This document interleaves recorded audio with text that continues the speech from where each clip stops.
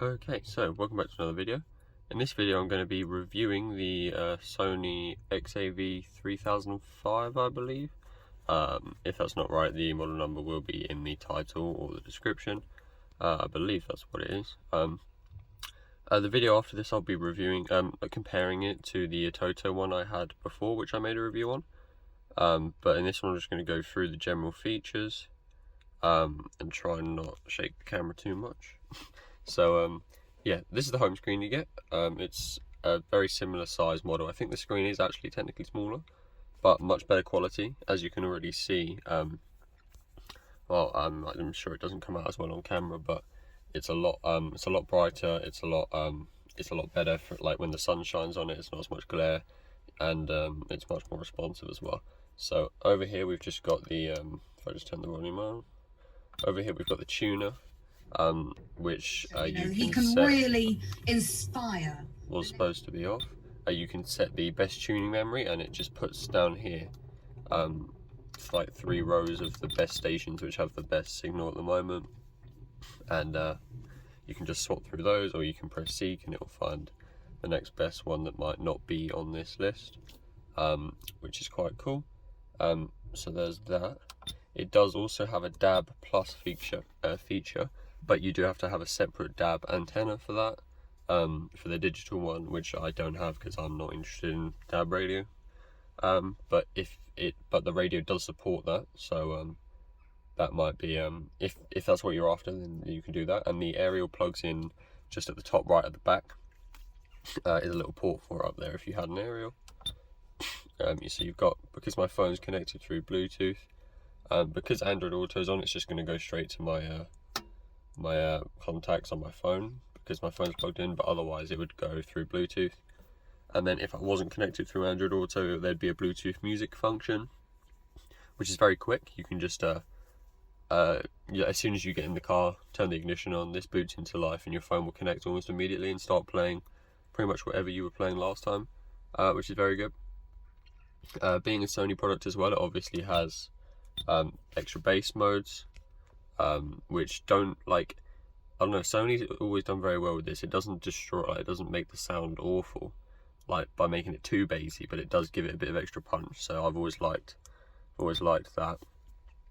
It does also have the option for a rear camera if you had one of those. Then the settings here, there's nothing. You can turn the beep on and off, obviously, things like that. Change the day of time. And if you do have a remote steering wheel control, like unit type thing, you can change all the controls for that in here. So it does work with those as well. You can change the wallpaper, automatic dimmer, stuff like that. You can recalibrate the screen, so it'll just tell you to press on some things to calibrate it. And you can do some crossovers, balancing, stuff like that. Put in a separate subwoofer. I'm not sure many people will be doing that. And then obviously the Android Auto as well, only wired on this one. It is compatible with Apple CarPlay and Auto. But compared to my Toto unit as well, this is a very smooth, everything about this is all very quick, very smooth, no lag. It hasn't crashed on me yet. I've done a bit of navigation. It's all working very nice. Obviously got maps here as well. And it's very smooth going through that. There's no lag, no nothing.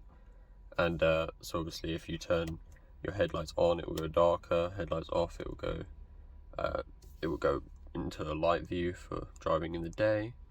So yeah, I mean, it's obviously Android Auto isn't necessarily part of the radio. That's just a standard app, so that will look the same on every unit. But yeah, I haven't used this unit for too long, but I'm definitely liking it so far. There's a couple things that I thought were a bit odd. Firstly, it doesn't have a mic built into the front here or anything. I thought that would be it, but I don't know what that is now, to be honest.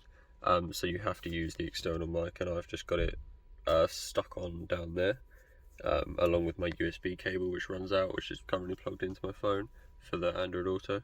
But so I mean, the mic now works perfectly and all, and that's fine, but I just thought it might have one built into the screen, meaning you wouldn't have to use that. And when I first launched Android Auto, it said I had to put my car in park, and because I haven't hooked it up to my handbrake, it would never actually turn on. So I had to ground the handbrake cable, which was a bit awkward. You only have to do it once in the setup because it's not grounded anymore, and it all, as you can see, Android Auto is working fine. But you did have to do that first time round for some reason. So maybe keep that in mind, because I didn't have to do that with my previous unit, so I'm not sure what Sony are trying to do there. But that's just a quick review. Any questions, you can pop them down in the comments, and I'll get on with my comparison now.